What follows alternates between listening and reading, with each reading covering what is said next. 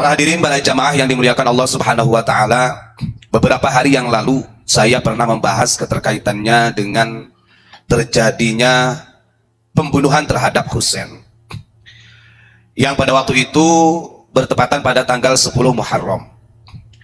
Kita tahu bahwa yang memerintahkan untuk membunuh Sayyidina Husain ini bukan Yazid, tapi yang memerintahkan untuk memenggal Sayyidina Husain itu adalah Ubaidillah bin Ziyad.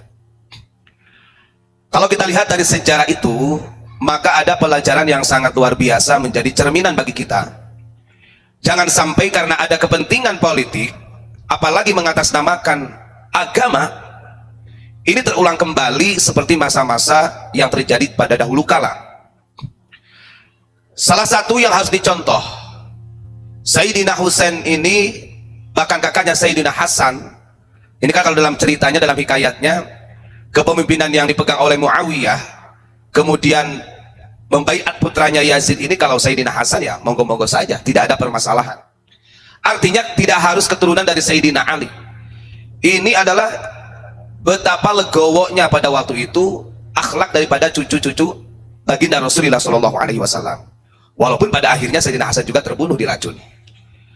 Yang harus kita ambil, keegoisan seseorang, baik itu secara kemampuan ilmu yang mendalam ataupun karena egonya dia mempunyai i'timad nasab yang bagus, ini tidak akan pernah menyelesaikan masalah.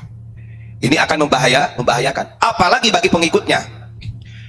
Beberapa bulan yang lalu saya pernah membaca salah satu hadis mengenai tentang as-sabiyah.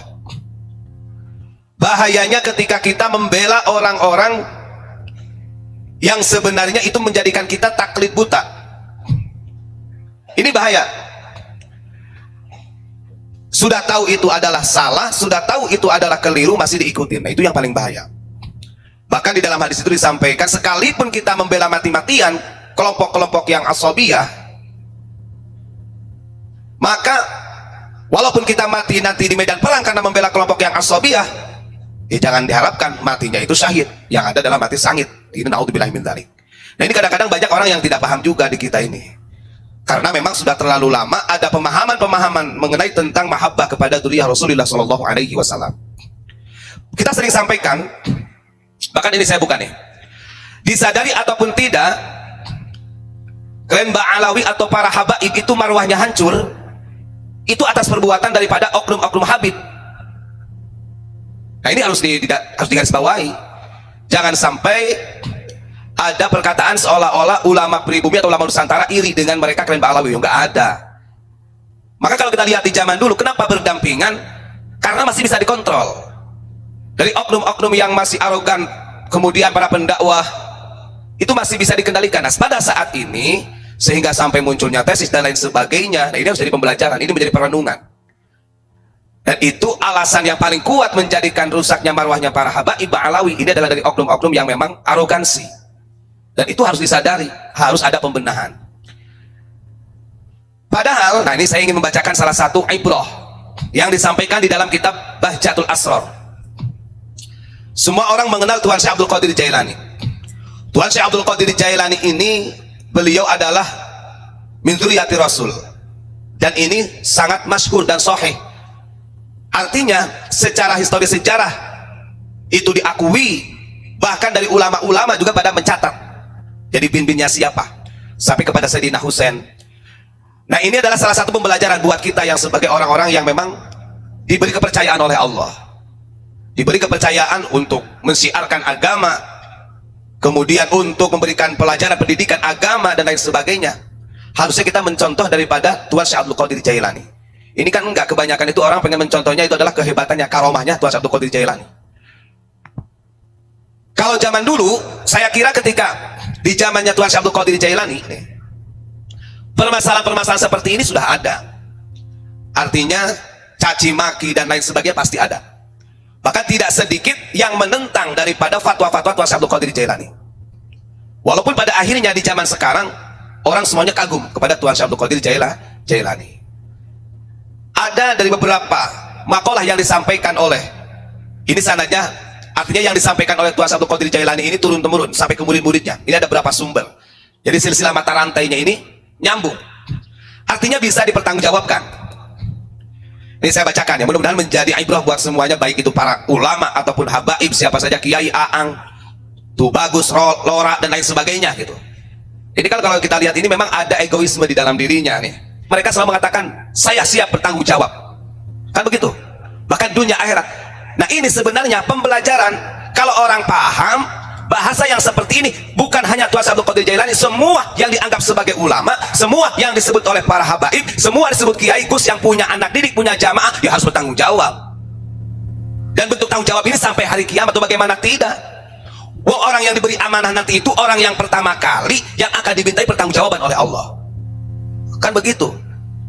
Sekarang giliran begini, kalau dalam hal keselamatan umat wajar, tapi ada juga nih dari oknum, dari kelompok mereka yang mengatakan untuk menghentikan orang-orang yang ceramah meluruskan sejarah dengan bertanggung jawab dunia akhirat. Ada juga yang kayak gitu. Bukan itu yang dimaksud terbongkar, karena kalau tidak dibongkar, tidak diluruskan, bahaya.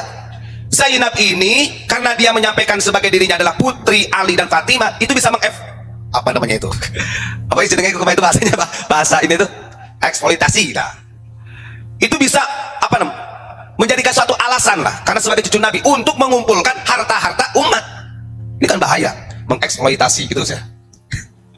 Itu terjadi. Makanya yang pada akhirnya Zainab ini dihadapkanlah dengan Imam Ali Al-Hadi, cucu Nabi yang ke-10. Ya zaman dulu nggak ada tes DNA, kalau berani ya masuk kandang singa tuh. Kan begitu Gus ya. Ya gak wani. Gitu ya. Nah, dalam hal ini ingat, Tuan Syekh Abdul Qadir Jailani ini beliau masyhur sebagai Duriyah Rasul. Tapi ingat, kemuliaan Tuan Syekh Abdul Qadir Jailani di dalam catatan sejarah itu bukan karena nasabnya, tapi karena kepribadiannya, ketakwaannya, sehingga punya predikat Sultanul Aulia. Makanya beliau berani bertanggung jawab semua hal ihwal muridnya ataupun jamaahnya nanti sampai hari kiamat. Allah yamuta ahadum minhum illa ala taubah. Begitu, satupun murid saya atau jamaah, kata Tuan Syekh Abdul Qadir Jailani, saya pastikan mati tidak akan dalam keadaan sul khotimah, harus husnul khotimah. Nah ini kalau orang agak sedikit miring otaknya begini Gus, wah kita kan bukan Tuan Syekh Abdul Qadir Jailani, orang itu kok ikut manakiban kok, harusnya mencontoh. Saya pernah mendapat wejangan dari abang, manakiban itu bagaimana? Yo dibaca, yo dipraktekkan, itu manakib. Artinya kita harus mendalam itu. Dan tugas-tugas yang diberikan kepada, ini masalah delegasi Allah ya, para nabi, kemudian dilanjutkan kepada sahabat, tabi'in, tabi'ut tabi'in, para imam, sampai para aulia, para ulama, sama tugasnya. Gak ada yang beda, cuman pangkat di sisi Allah yang beda itu. Orang kan membatasi, itu kan Nabi Muhammad, itu kan Imam Syafi'i, itu kan Syekh Abdul Qadir Jailani, kita mah orang biasa. Kalau pemikiran seperti itu, jangan harap kita bisa amat di akhirat nanti. Gak bisa. Nah ini sebenarnya adalah teguran keras kalau menurut saya bagi yang istilahnya diberi pangkat sebagai ulama, kiai ataupun habaib, karena di kalangan para habaib juga ada juga yang alimnya gitu Gus. Itu ya. Maka kalau bagi saya, ketika ada ulama mengatakan saya bertanggung jawab, wah gak heran, karena ulama memang harus begitu. Bagaimanapun ketika ulama itu tidak mengatakan saya akan bertanggung jawab, pada akhirnya toh nanti di akhirat dimintai pertanggung jawaban kok. Contoh Gus, andai kata saya ini gak pernah nih, saya gak pernah mengeksplor, saya bertanggung jawab dunia akhirat untuk santriku, andai kata gitu ya. Nah, giliran Gus Ilyas gak pernah mengatakan demikian. Ini sama, kata sama-sama kiai gitu, ulama. Nanti di akhirat, saya yang mengeksplor bahasa itu, Gus Ilyas yang tidak mengeksplor, tetap diminta pertanggungjawaban. Bagaimana umatmu, bagaimana santrimu, apa yang kau lakukan dengan umat dan santrimu itu sama. Awwalu man yus'alu yaumal qiyamah salasatu nafar, kata Imam Ghazali yang menukil hadis Nabi. 3 golongan yang akan pertama kali dimintai pertanggungjawaban oleh Allah. 1, al-alim, ulama. Nah saya tanya, kalau Habib, kalau dia orang alim, kategorinya apa? Ya alim, kan gitu. Kalau Duriyah Rasul dia berilmu, ya alim, maka orang pertama kali yang akan diminta pertanggungjawaban itu sudah pasti Gus. Nah ini kadang-kadang istilah bahasa ini orang-orang sengaja dipisahkan. Jadi al-alim ini, mau orang alim yang punya nasab kepada kanjeng Nabi, mau orang alim yang tidak punya nasab kepada kanjeng Nabi, tetap awwalu man yus'alu yaumal qiyamah, tetap dia adalah orang yang pertama kali yang akan dimintai pertanggungjawaban oleh Allah. Ditanya nanti Gus, kan begitu. Itu bentuk ingdar sebenarnya, artinya hati-hati, bahasa harusnya yang punya ilmu, yang punya jamaah, yang punya santri, siapapun itu, baik itu min dzurriyyatir Rasul ataupun tidak, anda ini akan dimintai pertanggungjawaban di akhirat nanti pertama kali. Begitu, maka pantas. Dan yang menceritakan hikayat ini bukan ulama kaleng-kaleng. Beliau mengatakan demikian. Ini bukan Tuan Syekh Abdul Qadir yang mengatakan pertamanya. Cuman dari beberapa riwayat ini yang menceritakan mereka mengetahui itu kan bahwa Tuan Syekh Abdul Qadir Jailani ini beliau bertanggung jawab kepada muridnya sampai hari kiamat, sampai Allah yamuta ahadum minhum ala taubah. Wa qala. Nah, ini baru perkataannya Tuan Syekh Abdul Qadir Jailani. Bagaimana bunyi perkataannya? Lebih ngeri lagi. Ana kafilul muridi ila sab'atin. Saya Abdul Qadir adalah orang yang akan menanggung murid-muridnya ila sab'ah, sampai 7 turunan. Ngeri gak? Gimana orang makanya kemudian ada orang yang ngomong, wah, kan di dalam Al-Qur'an wala taziru waziratun wizra ukhra. Kalau orang itu kan amalnya tergantung amal. Ya betul. Ingat, yang dikatakan murid, nah makanya orangnya harus pecah lagi. Ada kayak kita mah kebanyakan belum tentu jadi murid. Ini harus dipahami lagi kalimatnya bahasa murid itu. Kita mau menjadi penderek, mutabi baru ikut-ikutan sudah merasa jadi murid. Karena kalau sudah menjadi murid artinya sedikit banyaknya amaliyahnya sudah terbentuk. Kan begitu. Ila sab'ah. Bahkan beliau Tuan Syekh Abdul Qadir mengatakan begini, kullu umurihi walawin kasyafat auratul muridi bil masyriqi wa ana bil maghribi li satratiha. Andaikan kata Tuan Syekh Abdul Qadir Jailani ada kebuka auratnya seorang murid yang melakukan kesalahan di arah timur, maka saya berada di arah barat untuk menutup auratnya. Bahasa seperti ini itu jangan menjadi salah satu perkara, wah, itu bahasa tanggung jawab dan memang harus dimiliki bagi orang-orang yang merasa dirinya sebagai ulama. Begitu Gus. Ngeri, masya Allah, masya Allah. Ini kalau kita baca luar biasa nih penjelasannya. Nah, ini kenapa harus saya bacakan?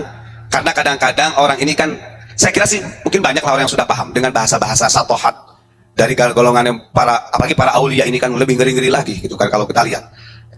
Yang saya herankan begini, kenapa di zaman sekarang itu ketika ada bahasa-bahasa yang begitu dianggap gampang menilai sebagai sesat? Ya karena kekosongan. Karena kekosongan, tidak ada yang membuka mengajarkan langsung hal tersebut. Terisinya ya istilah-istilah bid'ah, khurafat dan lain sebagainya, itu aja. Nah, ini kan ngeri.